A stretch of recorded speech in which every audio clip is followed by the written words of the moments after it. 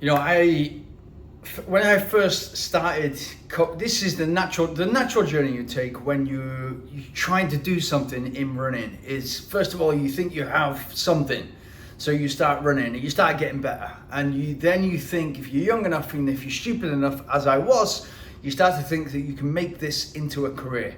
There's a few ways you can make running into a career. You can do all sorts of stuff, but without a doubt, and this is one of the most popular questions I get asked, is how do you get sponsored?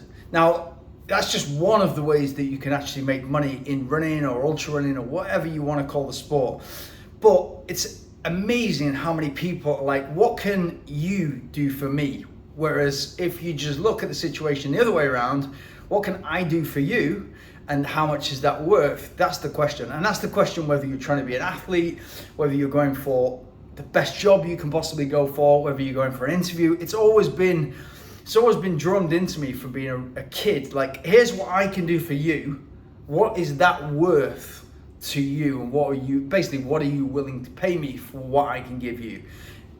It never makes sense the other way around. So that's exactly the same in running. And it's also the same if you think about it in a relationship between a coach and an athlete, in a relationship between a coach and an amateur athlete. So when I started coaching, I just stupidly made the assumption that people who were going to approach me to be coached, and this was one of the parts of me kind of getting to a point where I could actually fund my lifestyle. Like, I started and thought, actually, I can make this into a career, and one day I will be sponsored. But in the meantime, I still have to work. And then I got to a point a year and a half later where I thought, actually, I've saved up a load of money because I lived like a monk for a year. I saved up a load of money and I can actually fund myself to be full-time, give myself the best possible shot at this. And then if I can get the times that I need in order to be, this is before social media. So if I can get the times in order to be attractive enough for a sponsor to say, hey, there you go and do what you do best to the best of your ability. Hopefully you'll win more races, get more exposure in terms of basically being in Runner's World and Athletics Weekly on podiums. And that will be worth more to us as a running company because you'll get more exposure for our brand. That's simple, yeah? A lot of people work it the other way around. They're like, what can I do in order to make money? And therefore, how can I make running into a sport? And they don't realize that you kind of have to work hard, get the times, get the kind of the skills that you need to, and then say, this is what I've got, this is what I've achieved, this is the races I've won, what's it worth? But it kind of, when part of that journey for me was coaching one-to-one, having calls, and I loved it because there's nothing better than somebody really passionate about something. Doesn't even have to be running. If they're really passionate about something and they're coming to you for help, like more recently it's business help, more recently it's kind of how to get a business off the ground, how to scale a business, how to get into something, how to kind of make it mindset, how to kind of make it work. That's really fascinating for me, the psychology of kind of top level performers, whether it's sport, business, whatever. But when it was runners, I just assumed stupidly that those runners would be as motivated as me, and that's why they were contacting me, because they had all the drive and motivation and discipline. They just wanted the knowledge and how to piece together. And coaching is an art. It's you can find the knowledge online. It's really, really simple. It's how you kind of put that together and how you make it unique and special for somebody. Coffee is ready. So hold on a second. So I had made the mistake that everybody was going to be in the same mindset as me. Of course, everyone's different, and everyone is in it for a different reason. So if you've never done sport before in your life and you get in an office job, you hit 30, you realize, I don't have the same body that I did when I was 18. I want to do something about this. This is a typical case. You're a man, you're about to go on holiday in 3 months. You realize that you have to take your t-shirt off in front of your friends. How do I get in shape as fast as possible? Usually a combination of weights and running being the best by far fat shredder you could possibly imagine. So if you put the best possible fat shredder running together with some weights, so to build muscle, to add more muscle, so that your body is naturally a better fat burning machine, together the results are exponential, and you can put some physique together really quickly. But I would get these, like what I would call corporate runners. So they've signed up for something in the future. They've got to 30, they realize, shit, like I'm starting not to have the physique I used to have. I'm not as attractive to the other sex. I want to get better at something, and I want to kind of have something other than money, other than career to focus on. So I've signed up for the London Marathon, or I've signed up for the Berlin Marathon, or I've signed up for the New York Marathon. I've signed up to this amazing ultra run, and I'm nowhere near ready. What do I do? And they would start on that journey, and I love it, because they're putting their hat in the ring, and they're saying, do you know what? There's the line in the sand, hat in the ring, line in the sand.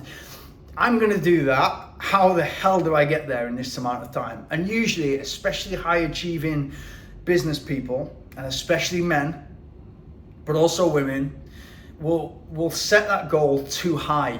And they'll set that goal too high purposely. And I love that, because it's exactly the same as what I'm like. Like, set it too high, guess what? I'm probably going to fail, but I'm going to fail and still succeed to what you would have set the bar at, and you would have aimed at and gone for. And if you would have succeeded, I'm still going to get higher. Those people are still going to get a higher result because they aim so high. So I love that. But then when you start to coach, and then when you start to kind of like, okay, so you'll have the initial consultation, you'll talk over, usually those conversations run on because you've got a lot in common. You talk about your backgrounds, you want to know where the person's come from, you want to know where they're at fitness-wise, what they've done recently, what they want to do, how much time they can commit, all these things that factor in, when they can run during the day, what their diet looks like mentally, what they're like personality-wise, what is you got to find out what a hard session means to people. Mean one thing to one person, another to another, and another to another. Can you run tomorrow? You're going to get 3 different answers. So you have to learn all that. So you have to kind of build quite a solid relationship with the person in order for the coaching element, in order for the athlete to get as far as they possibly can. And then what you'll have is that initial motivation is exactly the same as people joining up for the gym in January and February.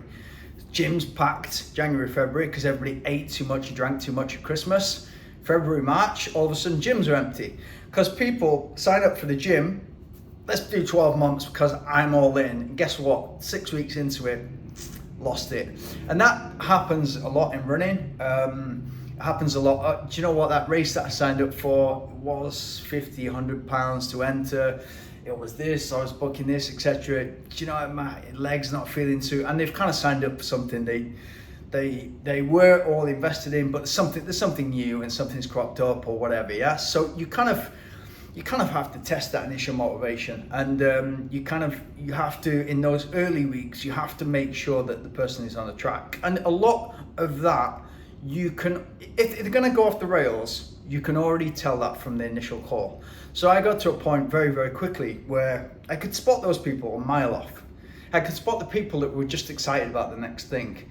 And I'd been there before in the past to a certain extent, or at least been around enough people like that to know what was going to happen. And that there's only so much. And I often tell them, I think it's great to be brutally honest, even if it's to deliver bad news. If you can deliver bad news, I think you're going to do in the right way, you're going to do well in life, because very few people can deliver bad news. Those are the people that don't answer their phone when you need an answer from them. Those are the people, those are the companies that don't answer the phone when you need they don't want to tell you haven't got the job, because I don't want to deliver bad news. It's kind of, it's just nonsense. Truth rather than faith than fairness. Rather than faith, than fame, than fairness, give me truth. Always give me truth. So with those people, I say, listen, these are the red flags. It's day 1 of your training, and you're out on the lash last night. Like, how's this going to work? Yeah, if this is day 1 and you're super motivated, and you tell me this is going to turn within 30 days into habit, into discipline, into what is going to look like a great race in 3 to 6 months, this is a red flag. So you have to work. Naturally, when you're working with lots of characters who've got really exciting plans for the future, you get to know those characters and you can call them out on it. And the great thing is that sometimes they'll say, you know what, you're absolutely right, and this is a pattern that I keep following, and in order to kind of get off this path and onto a better path and lead my life into somewhere else where I can actually do things, achieve things, become that reliable person who's having a great time with their life, I need to break this cycle. So you will get characters like that, but